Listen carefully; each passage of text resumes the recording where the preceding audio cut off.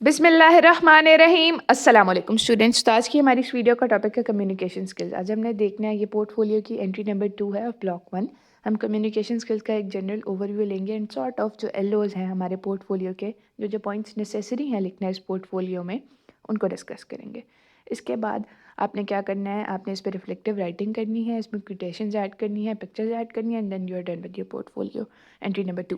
ठीक है, of block 1। ठीक है, अब हम डिस्कस करते हैं कम्युनिकेशन स्किल्स क्या होते हैं। कम्युनिकेशन स्किल्स हम सबको पता है कि ऐसे स्किल्स हैं जिनकी वजह से हम इफेक्टिवली कम्युनिकेट कर सकते हैं। ठीक है, ये वर्बल भी हो सकते हैं, नॉन वर्बल भी हो सकते हैं। तो हमने आज बेसिकली दो टाइप्स ऑफ कम्युनिकेशन स्किल्स को डिस्कस करना है।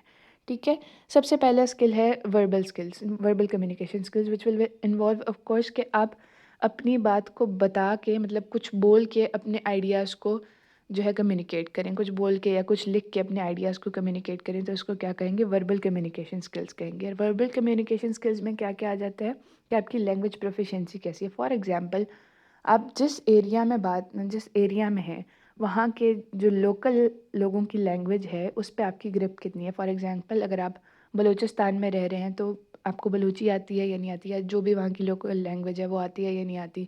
पंजाब में है तो पंजाबी आनी चाहिए, मुल्तान में है तो सराइकी आनी चाहिए। इसी तरह से जो भी वहाँ की लोकल लैंग्वेज है वो आपको आनी चाहिए ताकि आप इफ़ेक्टिवली कम्युनिकेट कर सकें।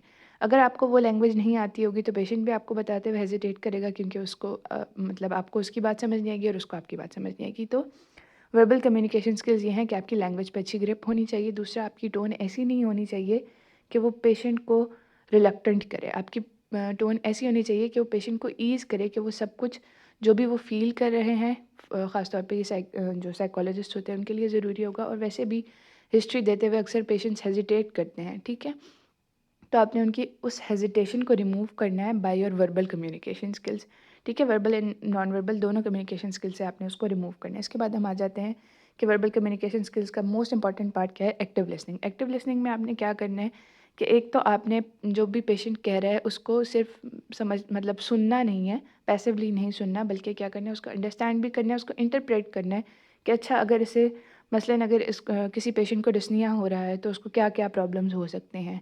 फिर उसके साथ साथ जो वो सिम्टम्स बताता जा रहा है या जिस तरह से वो बताता जा रहा है कि रात को होता है, दिन में होता है, लेटते हुए होता है, किस तरह से होता है, तो आपने उसको कोरिलेट करते जाना है अपनी नॉलेज के साथ और उनसे मज़ीद सवाल पूछते जाना है कि मतलब डिफरेंशियल डायग्नोसिस करते जाना है और उनकी हेजिटेशन को रिमूव करके आपने आराम से उनके जो है उनको ईज़ी एनवायरनमेंट प्रोवाइड करके उनकी सारी हिस्ट्री लेनी है। ठीक है, इसके बाद नॉन वर्बल कम्युनिकेशन स्किल्स जो कि हमारे पास मेन इंपॉर्टेंस के हैं उनको हम डिस्कस कर लेते हैं।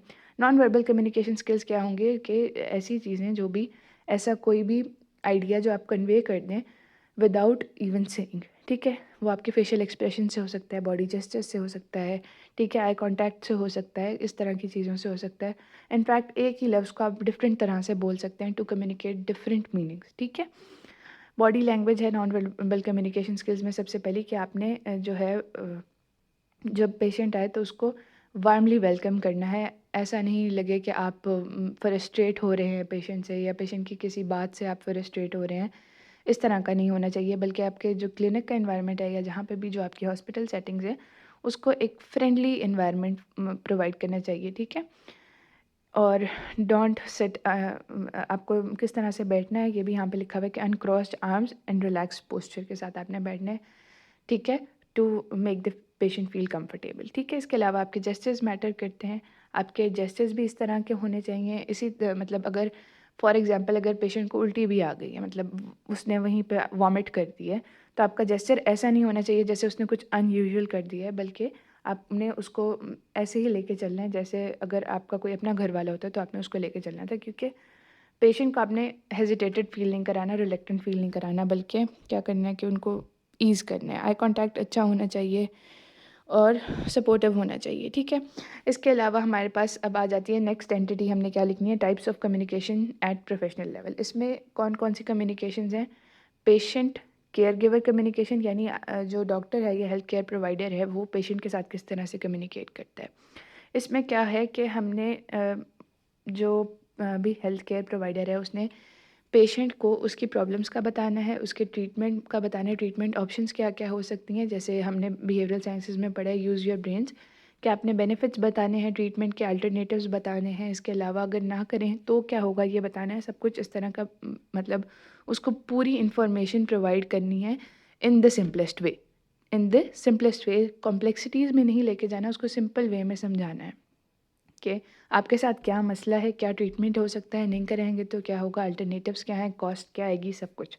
ठीक है, एक तो ये हो गई, ये इस लेवल पे कम्युनिकेशन हो गई कि पेशेंट के साथ या पेशेंट की फैमिली के साथ हेल्थ केयर प्रोवाइडर की क्या कम्युनिकेशन है। इसके बाद आ जाती है इंटरप्रोफेशनल कम्युनिकेशन। इंटरप्रोफेशनल कम्युनिकेशन क्या होगी कि अगर एक पेशेंट है, मसलन हमारे पास कोई पेशेंट है, उसका एक्सीडेंट हुआ, ठीक है, उसके बाद को स्ट्रोक भी हो गया और इस तरह का मतलब उसका एक ज़्यादा वाला मसला बढ़ गया, ठीक है। उसके बाद क्या होगा, सर्जरी के बाद अक्सर फिजियोथेरेपी की भी ज़रूरत पड़ती है, स्पीच थेरेपी की भी ज़रूरत पड़ती है।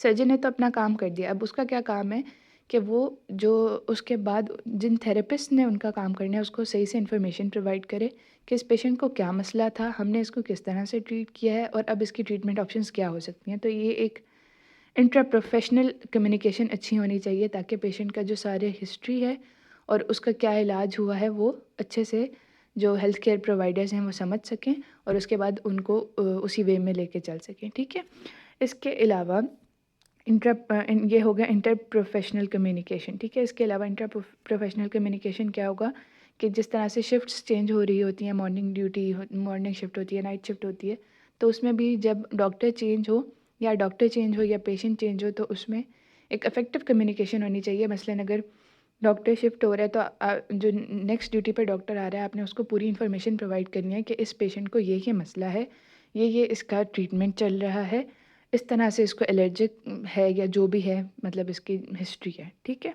तो ये भी एक अच्छी कम्युनिकेशन होगी, तभी इफ़ेक्टिव ट्रीटमेंट होगा। इसके अलावा हमने एक्टिव लिसनिंग में का मैंने बता दिया है कि पेशेंट्स की फीलिंग को एक्नॉलेज करना है, उनको बुरा नहीं फ़ील करवाना। ठीक है, इसके अलावा उनसे अच्छी मतलब ऐसी लैंग्वेज में बात करना है कि अगर उसको मसलन किसी कोई एमआई का पेशेंट है या कोई सीरियस पेशेंट है और उसको उम्मीद नहीं है कि वो बच रहा है या फिर वो जो है डिप्रेशन का शिकार हो रहा है, तो आपने उसको कहना कि नहीं, ऐसा हो सकता है, इसके इलाज भी हो सकता है and you can return towards the normal life. ठीक है, उसके बाद आप ओपन एंडेड क्वेश्चंस पूछेंगे जिस तरह मैंने पहले एक्टिव लिसनिंग में बताया। इसके बाद हमारा जो नेक्स्ट पॉइंट है वो है असर्टिव कम्युनिकेशन टेक्निक्स। इस पे क्या है कि आपने जो डॉक्टर है या हेल्थ केयर प्रोवाइडर है उसने अपनी नीड्स, ओपिनियंस और राइट्स का ख्याल रखते हुए और दूसरों के राइट्स और जो उनके जो भी पर्सपेक्टिव्स हैं उनका ख्याल रखते हुए अपने आइडियाज़ को कन्वे करना है। ठीक है, क्या करना है कि दूसरों का भी ख्याल रखना है कि उनकी फीलिंग्स डैमेज ना हो, उनकी फीलिंग्स हर्ट ना हो, और अपने पर्सपेक्टिव को, अपने ओपिनियंस को भी दे देना है, बता देना है उनको, लेकिन इस तरह से कि दूसरों को बुरा फील ना हो।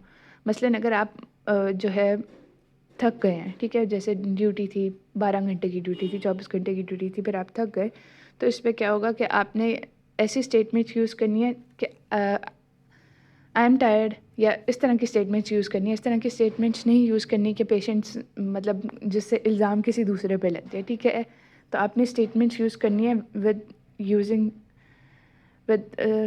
Pointing towards your self, you में से। ठीक है, आई स्टेटमेंट्स यूज़ करनी है, एक्टिव लिसनिंग करनी है और अपनी बाउंड्री सेट करनी है कि अपनी बाउंड्री सेट करनी है। इसमें ये है ना असर्टिव कम्युनिकेशन टेक्निक्स में कि आपने अपने राइट्स को भी ध्यान में रखना है, अपने राइट्स को ध्यान में रखते हुए दूसरों के इलाज करना है या दूसरों की मतलब जो भी आपने उनको हेल्थ केयर सर्विस प्रोवाइड करनी है वो प्रोवाइड करनी है। अब बैरियर्स क्या हैं इफ़ेक्टिव कम्युनिकेशन में, ये हमारा लास्ट जो है पॉइंट है, वो क्या है कि बहुत ज़्यादा मेडिकल लैंग्वेज यूज़ नहीं करनी, टेक्निकल लैंग्वेज नहीं यूज़ करनी पेशेंट के साथ। पेशेंट को ईज़ी वे में समझाना है कि क्या हो रहा है उसके साथ और उसका क्या ट्रीटमेंट है। उसको बहुत ज़्यादा कॉम्प्लेक्सिटीज़ में नहीं फंसाना। अगर आप 2-4 वर्ड्स ऐसे यूज़ करेंगे जो उसको बिल्कुल भी समझ में नहीं आ रहे, तो वो दोबारा बोलने से हेजिटेट करेगा। ऑफ कोर्स उसे समझ नहीं आया और ये बताने में भी वो शर्मिंदगी महसूस करेगा कि मुझे समझ नहीं आ रहा कि आप क्या कह रहे हैं। ठीक है, तो बस पेशेंट को समझ ही नहीं आएगा कि उसका ट्रीटमेंट क्या है। ठीक है, और उसके बाद ऑफ कोर्स वो ट्रीटमेंट को उस तरह से परस्यू भी नहीं कर पाएगा क्योंकि उसे नहीं पता कि उसके साथ क्या हो रहा है। अगर वो ट्रीटमेंट नहीं करवाएगा तो उसके साथ क्या होगा। ठीक है, उसके बेनिफिट्स का, रिस्क का, किसी अल्टरनेटिव का, किसी चीज़ का उसे कुछ नहीं पता, जिसकी वजह से ट्रीटमेंट एडहेरेंस कम होगी। इसके अलावा लैक ऑफ टाइम होता है, हेल्थ प्रोफेशनल्स के पास टाइम नहीं होता, बहुत पेशेंट्स ज़्यादा होते हैं, क्राउड ज़्यादा होता है, और जो हेल्थ केयर प्रोवाइडर्स हैं उनके पास टाइम कम होता है, जिसकी वजह से इफेक्टिव कम्युनिकेशन नहीं हो सकती। ठीक है। इसके अलावा लैक ऑफ प्राइवेसी होती है in most of the hospital settings. Lack of privacy की वजह से क्या होगा कि पेशेंट्स अपनी जो जितने भी मुकम्मल तौर पर उसके सिम्टम्स हैं या उसके क्वेश्चंस हैं अपनी बीमारी के मतलब वो नहीं कर सकेगा, और ऑफ कोर्स इफेक्टिव कम्युनिकेशन नहीं होगी। इफेक्टिव कम्युनिकेशन नहीं होगी तो इफेक्टिव प्रॉब्लम सॉल्विंग भी नहीं होगी। जब इफेक्टिव प्रॉब्लम सॉल्विंग नहीं होगी तो of course health care provider का जो मेन मिशन था वो पूरा नहीं होगा। Okay, so that's all for today. I hope you find this video useful. Stay tuned and get subscribe to my channel. Further more इस चीज़ को आपने कॉपी पेस्ट नहीं करना, अपने आइडियाज़ ऐड करें, पॉइंट्स ऐड करें, कोटेशंस ऐड करें और पिक्चर्स ऐड करें, and then you will be done. Okay, thank you.